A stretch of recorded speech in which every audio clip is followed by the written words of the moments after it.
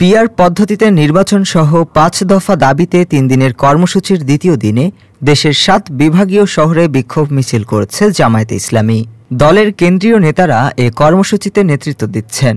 বরিশালে নেতৃত্ব দিচ্ছেন নায়েবে আমির অধ্যাপক মুজিবুর রহমান, রংপুরে সেক্রেটারি জেনারেল অধ্যাপক মিয়া গোলাম পরোয়ার, চট্টগ্রামে সহকারী সেক্রেটারি জেনারেল মাওলানা রফিকুল ইসলাম খান, সিলেটের ডক্টর AHM হামিদুর রহমান আজাদ। এছাড়া রাজশাহীতে আছেন অ্যাডভোকেট মুয়াজ্জম হোসাইন হেলাল, ময়মনসিংহে অ্যাডভোকেট এহসানুল মাহবুব জুবায়ের এবং খুলনায় নেতৃত্ব দিচ্ছেন অ্যাডভোকেট মতিউর রহমান আকন্দ।